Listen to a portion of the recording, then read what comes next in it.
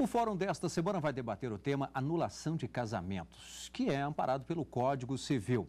Anular um casamento pode ser tão complicado quanto um divórcio. E para extinguir a união, o casal precisa seguir algumas regras. Bom, para falar sobre esse assunto, eu recebo aqui no estúdio o advogado em Direito da Família, Christian Fetter Mold, e também o desembargador Arnoldo Camanho. Eles que fazem parte do IBDFAM, o Instituto Brasileiro de Direito de Família. Mas antes de iniciarmos aqui a nossa conversa, doutor Arnoldo, quero agradecer inclusive a presença, doutor Christian também. Vamos acompanhar uma reportagem que trata justamente desse assunto. Vamos ver. Em 2002, a mulher de um servidor público de Pernambuco pediu a interdição do marido sob a alegação de que ele apresentava sinais de demência. Após a morte da esposa, a enteada do aposentado ficou com a curatela, que depois foi repassada a um sobrinho neto do homem. No entanto, mesmo com 88 anos e considerado incapaz pela justiça, o aposentado se casou por meio de uma procuração pública. Após sua morte, a nova esposa ficou recebendo uma pensão de mais de R$ 8.000 por mês. A AGU ajuizou a ação contra a mulher, alegando que ela agiu de má-fé, já que o casamento com o idoso interditado judicialmente geraria a obrigação da União de pagar a pensão à mulher. A Justiça de Pernambuco aceitou os argumentos da Advocacia Geral da União e determinou a anulação do casamento e a restituição de R$ 120 mil aos cofres da Previdência Social. A pessoa que casou com ele, pela decisão, existem grandes indícios de que a intenção dela era exatamente tomar o patrimônio dessa pessoa. Desembargador, esse caso seria mesmo esse o desfecho? Seria realmente a anulação? Me parece aí que talvez seria o caso até talvez de nulidade do casamento. Não sei se o doutor Christian concorda com essa tese. É uma simulação, né? Parece que houve uma simulação. E a simulação enseja a nulidade do negócio jurídico, também casamento, né? É uma coisa complicada, porque ali a história é bem complexa, né? É difícil, inclusive, chegar a esse tipo de caso à apreciação dos tribunais. Normalmente os casos que chegam são casos um pouco mais simples do que esse. Aí até é interessante destacar, talvez, a atuação da Advocacia Geral da União. Porque quem é que pode entrar com ação pedindo a anulação do casamento? A gente imagina que é sempre a esposa por alguma coisa que o marido tenha feito, ou o marido por alguma coisa que a esposa tenha feito, ou que um não soubesse de um passado do outro. Mas aí, no caso, foi a própria União que entrou com a ação, que tem interesse econômico, tem interesse até moral e, por isso, jurídico na anulação do casamento. É curioso que parece que se a intenção das pessoas era se casar mesmo, livremente, né, ainda que isso gerasse algum efeito futuro, né, sucessório, previdenciário, não é, como ele disse, não é fácil, né? É uma decisão difícil também, mesmo alçando os tribunais, é uma decisão difícil. Não há um ato do marido contra a mulher, ou alguma pessoa que tenha sido enganada. Nesse caso, o enganado me parece que teria sido o fisco, não é? E aí a AGU ingressou. Há precedentes em outros estados semelhantes, mas há precedentes com decisões também diferentes, de que se é uma união, não é, de afeto, enfim, se é um casamento desejado, os efeitos seriam desimportantes. O doutor Camanho já citou aqui alguns exemplos com relação à nulidade. Eu citei agora há pouco que há necessidade de algumas observâncias, algumas regras. Quais são elas, no caso, para essa nulidade? É importante, primeiramente, frisar que há uma diferença entre nulidade e anulação. Os casamentos nulos são por dois motivos, basicamente. Houve infringência de algum impedimento, como é o caso de casamentos intrafamiliares, entre o pai e uma filha, o irmão e uma irmã, por exemplo. Existem outros exemplos. Um casamento forçado, por exemplo? Não, o casamento coagido é um caso de anulação. O segundo caso de nulidade, o segundo caso de nulidade é a pessoa incapaz para os atos da vida civil, que talvez tenha até sido esse caso primeiro também. Enfim, a nulidade não tem prazos, né, totalmente confirmado. A anulação tem prazos e as situações são menos graves, né? Ou porque o jovem não atingiu ainda a idade mínima para casar, ou porque houve coação, ou existe um erro quanto a outra pessoa, a ignorância de alguma circunstância vexatória, enfim, um comportamento sexual com o qual o outro não concorda, que só se revela depois, ou um crime que tenha sido praticado, uma doença que a pessoa tivesse, contagiosa, infecto-contagiosa, que o outro cônjuge ignorava. Então, são situações de anulação para as quais existem prazos que são variados, né? Por exemplo, no caso de pessoa que casa sem a idade mínima, São 180 dias que os pais têm para pedir a anulação. No caso de coação, 4 anos. Né? No caso de erro quanto à pessoa, 3 anos. Então, são vários prazos e várias hipóteses, cada hipótese com um prazo específico. Então, fica aquela situação, por exemplo, com 8 meses. Uma suposição aqui. Casados há 8 meses, ela resolve que não quer mais. E aí, simplesmente, esse argumento. Acabou o amor, por exemplo. Não, mas aí isso não é justificativo para nem anulação, nem para nulidade. Não, pode ser uma justificativa para um divórcio. Eu não quero mais ficar casado. Hoje em dia, ninguém precisa mais ficar casado se não quiser ficar casado. Até pouco tempo atrás, até 2010, existia a figura da separação judicial, que era uma situação intermediária entre o casamento e o divórcio. Uma pessoa casada se separava e depois se divorciava. Uma espécie de um rito ali. Então tinha que passar por um degrau, né? Do casamento para a separação, da separação para o divórcio. E para a separação havia uma série de exigências. Houve culpa do outro, uma doença grave, incurável, por mais de 2 anos. Então você tinha que apontar uma causa. Olha, não quero mais ficar casado, quero me separar por causa disso. Aí você discutia culpa. Depois que acabou, que veio uma emenda constitucional, 66, em 2010, e acabou com a figura da separação, então você pula direto agora do casamento para o divórcio, sem passar por aquele degrau intermediário que era a separação, né? E o melhor, de 2010 para cá, existia um prazo para pular direto do casamento para o divórcio.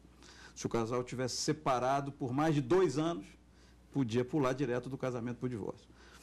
Ou então se separava e depois de 1 ano convertia a separação em divórcio. Com a emenda 66, acabou esse negócio de separação e acabou esse negócio de prazo. Então, se você se casar, 2 dias depois, não quero mais, se divorcia. Mas não é porque o casamento vai ser anulado. Vai ser por uma questão diferente, que é uma divórcio. Outra situação. Exatamente. Curioso que no divórcio não há necessidade de discutir o motivo, né? Nos processos de anulação, não é só necessário discutir, como comprovar que aquele motivo aconteceu. Então, se eu alego que eu descobri depois de um tempo que a minha esposa era viciada em drogas, ou ela tinha um comportamento sexual que me repugnava de alguma forma, eu tenho que comprovar que eu não sabia dessa circunstância anterior, que ela me foi revelada depois e tornou minha vida a 2 insuportável. E no divórcio basta, como o Dr. Camilo disse, que eu digo, olha, não quero mais estar casado. A Constituição me protege, né? Me garante o direito de não estar casado sem eu precisar discutir nenhum aspecto da vida a 2. Ao passo que numa ação de anulação, a vida a 2 muitas vezes tem que ser devassada, enfim, né? Às vezes da pior forma possível, né? Com consequências, às vezes, extraprocessuais, né? Então, é um procedimento que tem que ser muito bem pensado. Eu, como advogado, sempre tento conversar. Tu tem certeza que tu quer ir por esse caminho? Há caminhos menos dolorosos, menos demorados até também. Né? Se a circunstância não for provada, né, doutor Arnoldo, o processo é julgado improcedente. Então, eu abro aquela história toda, né, jogo a história no papel e não consigo demonstrá-la, e às vezes a prova é difícil, né, então o tribunal não vai dar guarida para o meu pedido. Né? O doutor Christian citou um ponto importante, que é o papel do advogado, talvez naquela, vamos chamar talvez de conciliação, né? A turma do deixa disso. Mas e o judiciário também está preparado para isso, para essa conciliação? Não tem dúvida disso. Na minha experiência como juiz de família, durante muitos anos, e numa estatística que era nossa lá, da nossa 6ª Vara de Família aqui de Brasília, a gente fazia uma média de mais de 90% de acordos em audiências. Então, às vezes, o casal chegava assim, muito brigão, né, sem nenhuma possibilidade inicial de chegar a um consenso, e eles acabavam fazendo acordo. Fazendo acordo não significa manter o casamento, não. Vamos terminar o casamento, mas vamos terminar de forma amigável. Ninguém precisa ficar brigando sem nada. Então, embora também poderia acontecer, claro. Mas isso acontece muito por conta também da atuação dos advogados. Os advogados que chegam com esse espírito, né, de tentar apaziguar as coisas, porque eles sabem que se o casal briga e não faz acordo na justiça, o juiz decide. O juiz resolve o processo, mas não resolve o problema. O problema continua. Então, depois vai ter ação de execução de pensão de alimentos, o sujeito vai ser preso. Revisão de guarda, vai querer a guarda dos filhos. Porque eu tenho em mente o seguinte, Normalmente, quando você leva um caso desse à justiça, vamos dizer, claro, uma parte, digamos, vai sair ganhando, porque a outra vai se sentir, então, menos favorecida nessa decisão. O que acontece? Aquela parte menos favorecida, digamos, ela vai, de alguma forma, procurar fazer uma nova provocação para que talvez ali saia vencida, ou talvez brigar pela guarda da criança, e aí... Não acaba não. Né, não acaba não. Talvez a conciliação ela já resolva isso. A conciliação resolve na maioria das vezes.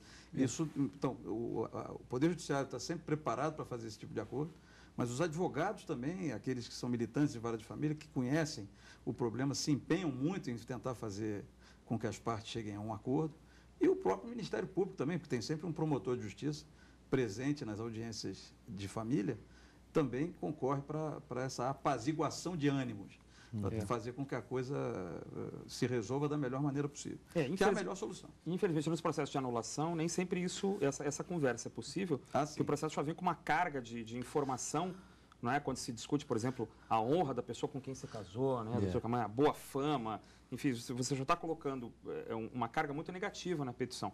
Então, claro que não é impossível se chegar num acordo também nesses casos, mas é bem mais complicado, né? Geralmente, a petição de divórcio hoje, uma vez que não se precisa discutir culpa, e o Código Civil deixou isso bem claro, uma vez que diz que a sentença do divórcio não deve fazer menção à causa que o determinou, a petição pode ser muito mais simples. Não se quer mais estar casado porque não se quer, né? Porque o projeto não deu certo, sem precisar se apontar dedo para um ou outro. A petição de anulação, ela já deve trazer no seu bojo os motivos daquela anulação, que podem ser extremamente constrangedores, vexatórios, isso às vezes faz com que a audiência seja um pouco mais pesada. E é por isso que os processos de vara de família são em segredo de justiça, porque isso só interessa aos envolvidos, não interessa a mais ninguém, né? Então essas coisas ficam ali entre quatro paredes, ninguém tem nada a ver com isso. Bom, nós vamos fazer aqui um rápido intervalo, nós comentamos aqui agora sobre essa possibilidade do divórcio, falamos até da situação ser resolvida ali por meio de uma conciliação. Mas no próximo bloco nós vamos falar também um pouquinho quando não há essa conciliação. Não na tentativa de acordo, mas já nessa fase do divórcio. Um quer e o outro não quer. Mas já a gente volta. Até já.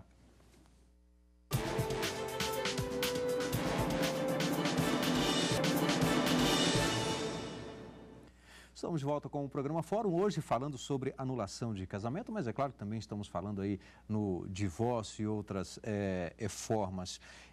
Eu deixei no finalzinho do bloco anterior justamente aquela questão. E quando não é amigável? Quando um quer separar, mas o outro não quer? Bom, aí quando um não quer, dois não brigam, mas já está brigado, na verdade, né? Mas, na verdade, hoje em dia, a gente vê às vezes até em algumas novelas de televisão, não vou te dar o divórcio, um fala, não vou dar o divórcio. Não existe isso. O sujeito pode chegar, o casal, melhor dizendo, pode chegar à justiça, os dois dizendo, nós não queremos mais ficar casados. Juiz, decreta o nosso divórcio. Menos complicado.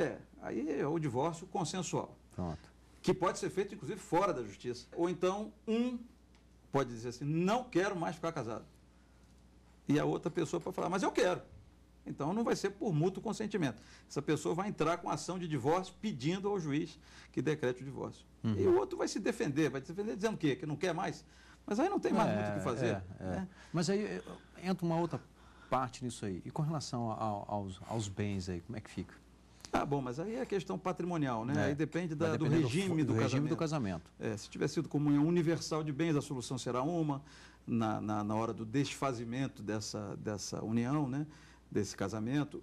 Se o casamento tiver sido regido pelo regime da comunhão parcial de bens, a solução será outra. Da separação de bens e da participação final dos nos aquestos que ninguém adota. Que ninguém adota. É um regime que não... Eu até quase me esqueci o nome aqui, porque ninguém lembra. É porque volta e meia a gente ouve falar assim, não, porque fulano saiu de casa. Bom, se ele saiu, perdeu os direitos. Isso é uma coisa antiga também. Isso era uma forma de prejudicar. Existe isso ainda imanente, enfim, no imaginário popular. Mas isso era uma forma de manter a mulher dentro de casa. Né? O abandono de lar era uma forma de ameaçar aquela mulher que estivesse passando por algum tipo de ameaça ou violência real, se ela porventura deixasse a casa, ainda que para salvar a própria vida, para, né, enfim, para salvar a própria incolumidade física, ela poderia sofrer uma série de danos, até quanto à guarda dos filhos, ou quanto à questão alimentar. Ela poderia ser julgada culpada, porque afinal as violências aconteciam intramuros, e muitas vezes não aos olhos da vizinhança, ou, enfim, ou de outras pessoas. Então, esse abandono de lar, existe o tipo penal ainda, né? Não que o Código Penal seja o meu forte, mas existe ainda o tipo penal, né? Há realmente situações em que a pessoa deixa os filhos à própria sorte e pode responder por isso, mas o abandono de lar, o antigo abandono de lar como uma forma de subjugar um cônjuge insatisfeito ao outro, é algo que não se discute mais. Eu costumo falar sempre, nas minhas aulas, enfim, a pessoa não quer assinar, não tem problema.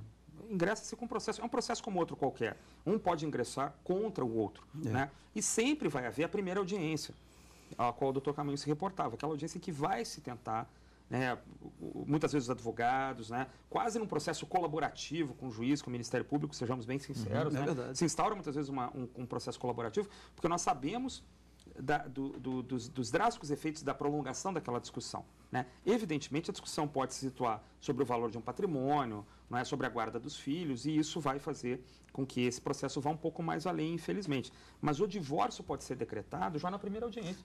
E a discussão vai ser, como o doutor Cris já estava falando aqui, sobre patrimônio, guarda de filho, horário de visita, pensão, mas querer ou não querer ficar casado, isso não se discute mais. A lei também permite que o casal que queira se divorciar, os dois querem, não tem filhos menores e estão de acordo com relação à partilha de patrimônio e outros aspectos, eles não precisam ir para a justiça, eles podem ir ao cartório extrajudicial, um cartório de notas, sim, e celebrar lá o seu divórcio. Isso é imediato? Quanto tempo, em média? Olha, isso é muito rápido, porque existe a presença do advogado obrigatória, que já vai levar ao cartório as informações sobre aquele divórcio, a informação sobre como será a divisão do patrimônio, se é que é patrimônio, como serão pagos os alimentos de parte a parte, se é que serão pagos os alimentos de parte a parte, pode haver uma dispensa naquele momento, e se porventura um dos cônjuges trocou de nome pelo casamento, o homem ou a mulher, como é permitido hoje, se vai voltar a adotar o seu nome de solteiro ou vai permanecer com o nome de casado, o que também é um direito ao qual o outro não pode se contrapor. Feito isso, há cartórios que em uma semana, ou às vezes até menos, chamam as partes e o advogado para assinarem essa escritura pública de divórcio. Também pode ser usado para dissolução de união estável, por exemplo, quando há esse consenso e há essa inexistência de filhos menores. Porque havendo filhos menores, há a obrigação de participação do Ministério Público, né? E aí não haveria como ser extrajudicial. Então, esse é um divórcio consensual. Sim. Pode ser feito em cartório, pode ser feito em juízo. O litigioso, sempre em juízo. Sempre em juízo. Não há como levar para um cartório. Ou quando houver ou quando houver filhos menores ou maior incapaz. Agora, mesmo no cartório, eu sei que o senhor falou, mas só para reforçar, há a necessidade do advogado? Não tem como, tem que ter a participação do advogado. Há uma mudança posterior da lei 11.441 que permite a presença do defensor público, no caso das pessoas não poderem pagar para um advogado. Mas, geralmente, as pessoas procuram um advogado e inclusive, a OAB tem determinações sobre cobrança de honorários mais baixos, um caso como esse, porque é um caso muito simples. Não é um processo que vai se estender, não há nem sequer audiência. Né? Nós vamos ao cartório basicamente para assinar um documento já pronto, um documento de uma lauda e meia, não há porquê. E, novamente, não se entra na discussão do porquê. Voltando à questão da anulação do casamento, uma diferença fundamental, não só com relação às causas que justificam o pedido de anulação, isso já foi bem falado, mas com relação às consequências. O casal, quando se divorcia, o casamento foi válido até o momento do divórcio. Do divórcio em diante, o casal está divorciado. E o estado civil dessas pessoas será divorciado, ele divorciada, ela. Agora, se o casal se casou e surgiu um fato como esse, um erro essencial quanto à pessoa, que justifica... eu não sabia de um determinado pormenor, essa pessoa entra com ação de anulação. Quando a sentença sair anulando, ela vai produzir efeito para trás. Vai até o dia que o casamento foi celebrado. E anula o casamento. Então, o divórcio, o casal está divorciado da sentença para frente. E o Estado Civil é divorciado. Quando o juiz anula o casamento, ele atinge o casamento lá no dia em que foi celebrado. Como se o casamento não tivesse sido celebrado nunca. Então, o Estado Civil é solteiro. A pessoa volta a ser solteira porque teve um uma sentença que declarou nulo aquele casamento. Por isso que quando não havia o divórcio, até 77 não havia divórcio, separação, as pessoas muitas vezes buscavam uma razão para obter a anulação do casamento. Não é? Porque aí se retornava ao estado civil de solteiro. Antes de 77, para você fulminar um casamento, ou a pessoa falecia, ou se decretava nulidade, ou se anulava um casamento. Com o advento do divórcio, percebe-se um pequeno decréscimo nas ações de anulação por tudo aquilo que a gente já falou, a desnecessidade de discutir culpa, ou de se atribuir ao outro alguma característica vexatória ou constrangedora. E se eu puder complementar, por favor. Eu estava dando uma olhada hoje no site do nosso Tribunal de Justiça, aqui do Distrito Federal, fazendo uma pesquisa com algumas palavras. Por exemplo, pensão de alimentos. Alimentos, se você botar lá e for pesquisar a jurisprudência, vai encontrar 17 mil precedentes diferentes. Se botar divórcio, vai encontrar 7 mil e tantos precedentes, questões que foram julgadas. Se colocar anulação de casamento, vai dar 130. É bem mais raro, né? É muito mais rara essa ação, porque é muito mais complicado. O que o senhor acredita ela? A complicação? É porque o desconhecimento. É diferente, não, porque o que justifica o divórcio é uma coisa, é a vontade de não permanecer mais casado. O que justifica a anulação do casamento são esses outros fatos, muito mais complicados e muito mais difíceis de ser provados, como já disse o doutor Christian. Mas a própria população, será que conhece desse instituto? Não, é mais difícil. O pessoal conhece, todo mundo sabe muito de lei, né? É bom que seja assim, todo mundo dá o seu palpite, eu acho muito positivo que seja assim, porque o direito acaba sendo discutido mesmo por quem não é da área jurídica, o que é ótimo. Mas, de modo geral, ainda mais em termos de direito de família, que todo mundo vive em família, de alguma maneira, né? Está disseminado, né? Por novelas, revistas. Agora, divórcio é uma coisa que todo mundo conhece. Divórcio, separação, união estável, anulação de casamento é um tema um pouquinho mais específico. Muitas pessoas acham até que não existe mais. Muitas pessoas acham até que isso já foi retirado do nosso ordenamento.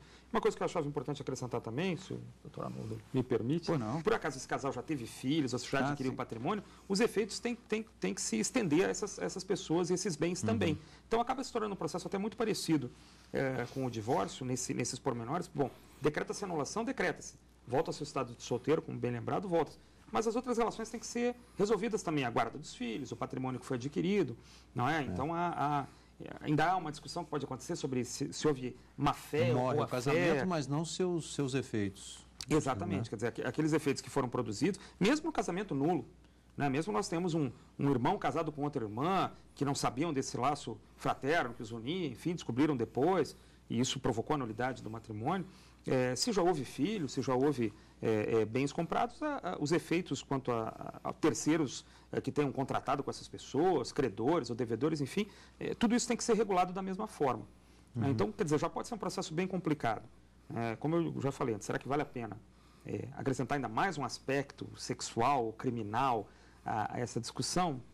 Talvez seja melhor não. O que acontece muito, eu acho que o tribunal certamente já enfrentou situações assim, são pessoas que buscam anulação com o propósito de exigir um pagamento de um dano moral, ou porque aquela situação realmente foi descoberta por outras pessoas, enfim. Que aí é a parte também, né? Mas vai ser discutido no mesmo processo, sim. A pessoa quer se sentiu tão constrangida perante si própria, perante a sociedade, diante da revelação daquele segredo que estava escondido. Eu quero isso e ainda quero mais isso. Exatamente, ainda pode pleitear um dano moral. Eu me lembro de um caso, se a gente ainda tiver um minutinho para eu falar, eu me lembro de um caso, quer dizer, vários casos de divórcio pelos quais eu passei, julguei e tal. Mas teve um caso de anulação de casamento, quando eu era juiz ainda de primeira instância, na 6ª Vara de Família de Brasília, em que a esposa entrou com ação pedindo anulação, porque depois do casamento ela descobriu que o marido gostava, enfim, nas relações sexuais íntimas do casal, de se vestir de bailarina. Então tem uma fotografia lá do sujeito com uma meia calça. Ela tirou a foto. E uma, como é que é o nome daquele? É uma echarpe. Porque o sujeito gostava, inclusive, de ser fotografado, e ela fotografou aquilo tudo, botou no processo. Que absurdo. E requereu a anulação do casamento, requereu e obteve. Né? Porque ele mesmo admitiu que ela não sabia disso antes, né, quando eles ainda eram namorados, e esse fato só veio à tona depois do casamento. Bom, como é segredo de justiça, não vou perguntar de quem. Não, os personagens aí. Agora, que fique claro também que se ela concordasse com essa prática e ela gostasse de se vestir de pirata, por exemplo, isso aí, o casal teria uma vida a dois muito feliz. O que acontece é o surgimento de uma característica que repugna a outra pessoa, que torna insuportável a vida para ela, insuportável. a vida no casamento. Exatamente. Bem, eu quero aqui agradecê-los mais uma vez pela presença, pelos esclarecimentos. Muito obrigado. E lembro que você também pode participar do fórum. O nosso endereço é fórum@stf.jus.br. Também o programa pode ser visto na internet, www.tvjustiça.jus.br. Obrigado e até o próximo encontro.